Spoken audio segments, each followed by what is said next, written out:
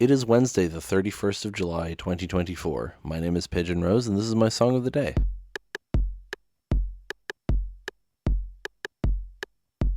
We're back on our gay bullshit again. We're talking about Chappell, Roan.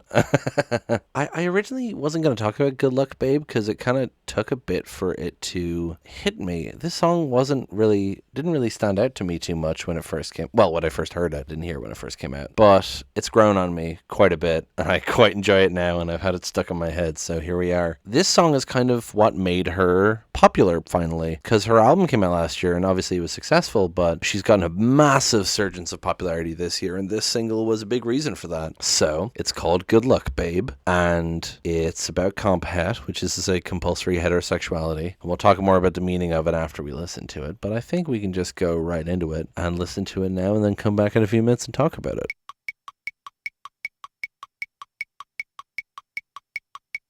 Oh, man.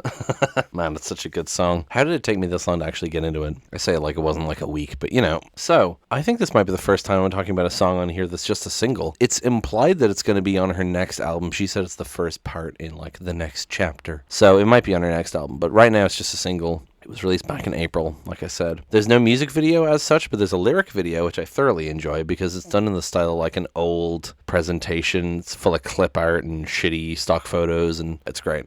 I enjoy it thoroughly. All the instances of the word look are accompanied by leprechauns and shamrocks.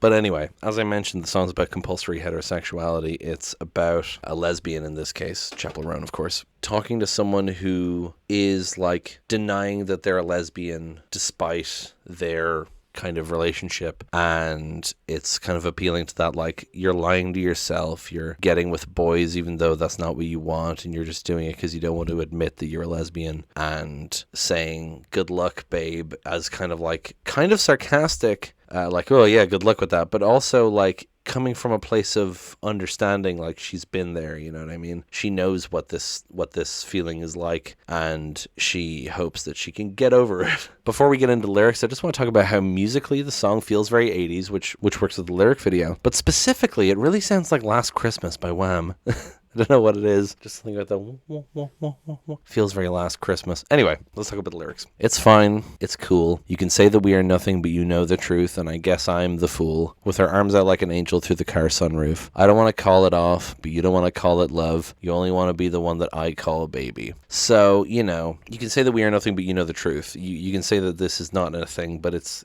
clearly happening. But I guess I'm the fool, right? Because I'm the one striving for this, hoping to make this happen. And then I don't want to call it off, but you don't want to call it love. Like that idea that I don't want to stop this, but you're not committing, you're not admitting that this is a thing. You only want to be the one that I call baby, like you're in it for a bit of a thrill, but you're not actually committing. And the chorus is, you can kiss 100 boys in bars, shoot another shot, try to stop the feeling. You can say it's just the way you are, making you excuse another stupid reason. Good luck, babe. Well, good luck, babe. You'd have to stop the world just to stop the feeling. So this whole, you know, you can kiss 100 boys in bars, like trying to bury her sapphic feelings by getting with men. This idea of compulsory heterosexuality, it's very common for queer people in general, lesbians specifically, it's very common for to think, oh, I need to get with men because I'm not really a lesbian, but then they're just hurting themselves more. They're just denying the truth, you know. And there's a difference between this and bisexual people. It's very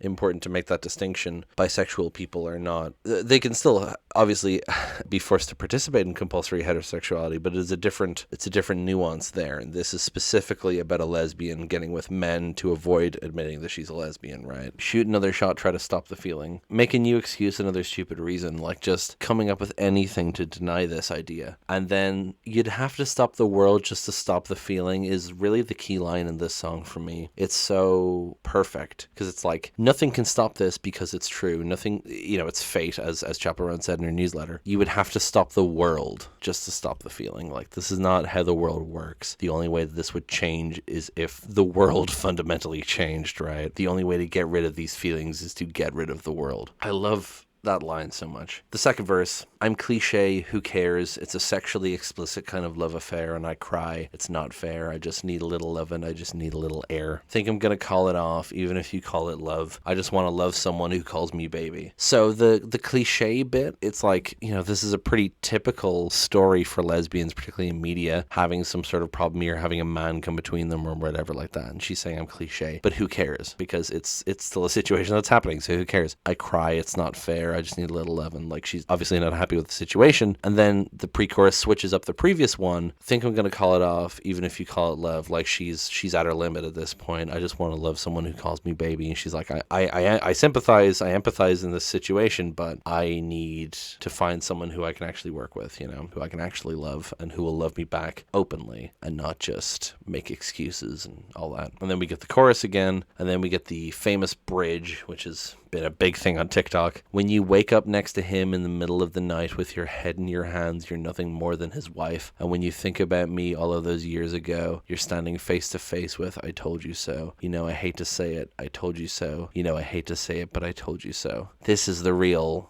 hurtful part, Waking up with your head in your hands, you're nothing more than his wife. Just like, oh. You can view that as either being nothing more than his wife, as in like the idea of a wife being the object of a man, but also just like nothing more than his wife being like nothing more than the label of his wife. You've denied your own identity, and so in this relationship, you're just a wife. You're not an actual person. You're not an actual partner. You're just the wife, right? His wife, being reduced to that label when you denied your previous label, It's such a hard hitting lyric on that topic. When you think about me all those years ago, you're standing face to face with I told you so. Just, you should have listened to this song, what I'm singing about here, because I told you so, and I hate to say it, but I told you so. And it's just such a, it hurts. It makes me think of my own. I have a short story, someday I'll write it. I'm actually going to talk about another song that reminds me of it at some point soon.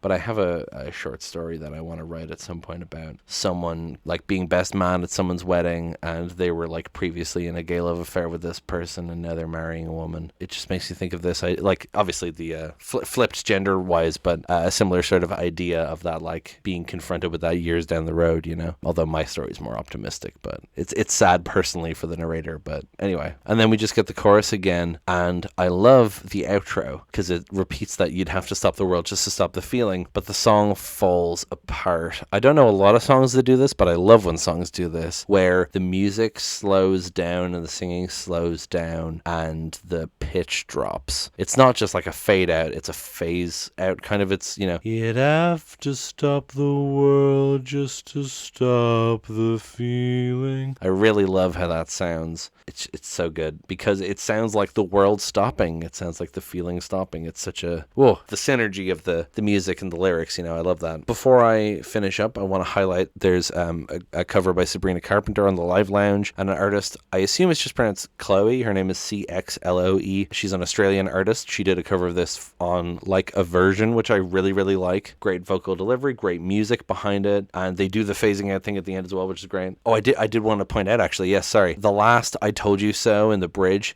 the way she fucking belts it out, the original Chappell Roan version, the way she belts it out, I hate to say, but I told you so. It's so good. It really sells. Oh, man. It really hits hard. It hits you in the face with it, Oh, I love that. I think that's pretty much everything I want to say here. Great song. It hurts me. It kills me inside. Thank you so much for listening to this episode. Please hit like, hit subscribe, leave a comment, tell me what you think, tell other people about this show, listen to this song, listen to the album, listen to those covers. Thank you so much for listening, and I will talk to you tomorrow. Break it down.